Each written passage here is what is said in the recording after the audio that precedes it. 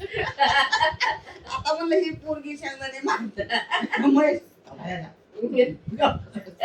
तरी तिला म्हणली भाऊ शेंगदाणे दांदाना दे.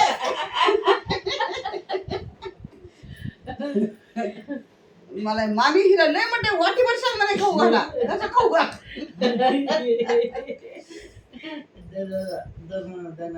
बाकी बहिणीच्या वेळेस दिवस गेले ते मला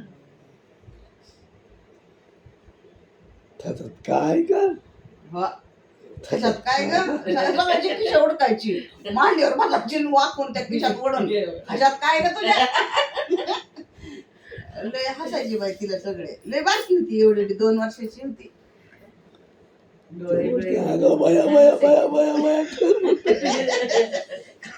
बाई आमची का नाही दोन्ही हात गुडघ्यावर टेकून बसायची बाय बाय बाय तशीच तिथं काढायची दाखवलेला सगळेजण तिला म्हणायचे बया बया बया करून बसायची खाली आजी दोन्ही हात गुडघ्यावर ठेवून.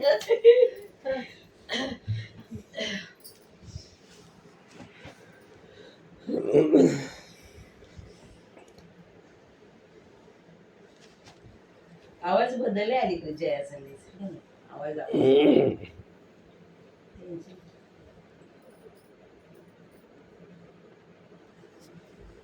जय आमची शांत नवरा नुसता कुत्र्याचा मूत मीच भांडू भांडू व्याजात त्याला ते काय म्हण बोल म्हण त्याला काहीतरी कशाची म्हणती काय म्हणती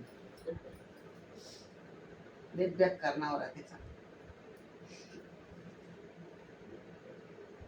कोण मध्यस्थी मध्यस्थी वय ही मुन्ना त्याला म्हणलं तुला बरं काय काम नव्हतं आला पळत पळत घेऊन म्हणलं कुठं 12वी झालं कुणाच्या मिळाले की लातूर मध्येच येते LIC ऑफिस आहे ना LIC ऑफिसच्या पाठीमागेच छान आहे चांगलं आहे. आम्ही आता मागच्या आठवड्यात होतो की 2 दिवस 4 दिवस तिसऱ्या म्हणल्यावर म्हणलं उगाच नाही का जायचं आणि मग परत काहीतरी लय ते वेळ करायचं त्याला पुन्हा खपत नाही आलेलं.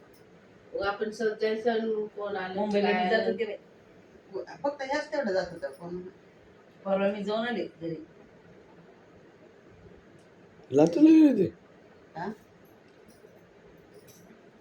आमची बहीण गणपती बघायला बहिणीला नेलं मी म्हणलं यायचं म्हणलं गप बसला 2दा 3दा गप बसला म्हणलं आम्ही येणार आहोत गणपती बघायला. बरं या म्हणलं गेला आणि म्हणलं मग ती रोज आम्हा दोघीला म्हणायला जावा दूध आणा जाऊन मग दूध द्यायचं दूध तेवढंच फिरणं होतंय म्हणून मग ही म्हणली दळण आणत्या कळेल का काय तुला आणायचं मी म्हणलं होय दे जाऊ की माघारी. पण आम्ही किती घाबरलो तुमच्या जवळ फोन नाही मी म्हणलं आम्ही काय हरवत नाही कुठं